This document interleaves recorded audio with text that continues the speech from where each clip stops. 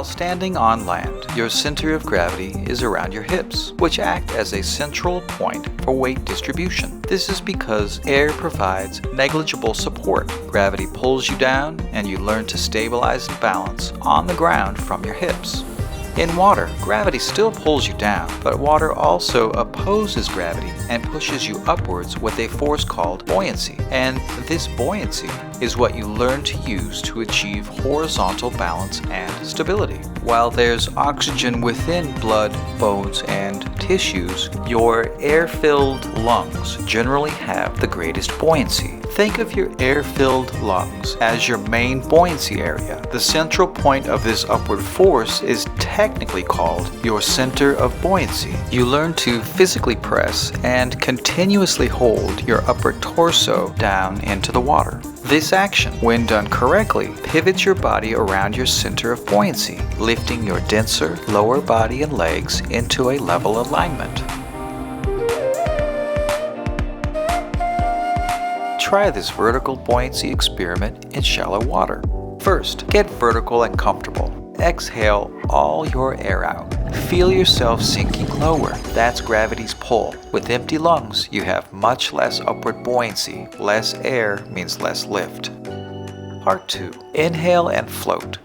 Take a full, deep breath and hold it. Relax with your arms at your sides and remain as still as you can. Feel the difference. Notice how that air holds you at the surface. Your lungs are like built-in floats. That's buoyancy. Thank you so much for watching. I appreciate every single one of you. If you could do me a huge favor, please hit the like button, hit the subscribe button, and I have more Learn to Swim videos coming to you in the near future, and I'll see you soon. Now that we've located your center of buoyancy, here's how to use it. I like to call this the balancing act.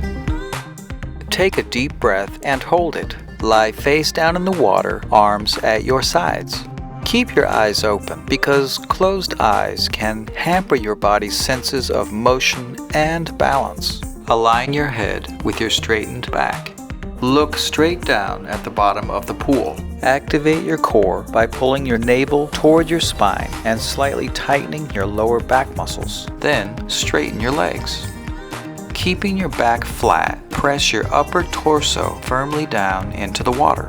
Your legs may briefly drop as they counter your upper body's rapid downward motion. This is normal. While holding your downward pressure from your torso, stretch your legs and entire body into a level alignment.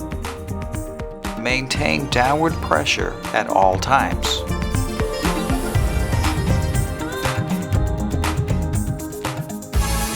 Try the balancing act in different positions. Face down, arms extended. Body angled at 45 degrees from the surface. On your side, one arm extended. The goal is to balance and stay level in any position.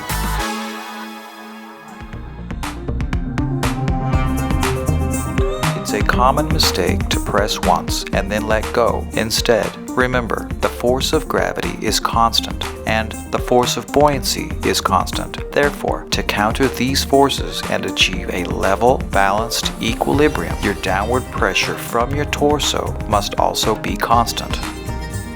The challenge is that it's a balancing act. You're learning to coordinate several things at once. How much air to keep in your lungs, head aligned with your back and looking down, the correct tension in your core and back, how much to stretch out your body and legs to achieve that level line, how much continuous downward pressure to apply to leverage your center of buoyancy to lift your denser lower body and legs, and maintain this downward pressure to hold your lower body and legs in a level alignment at all times. Learning this coordination is what gives you the stability you're aiming for. This equilibrium is an essential foundation to build upon for all swim strokes. Don't skip this.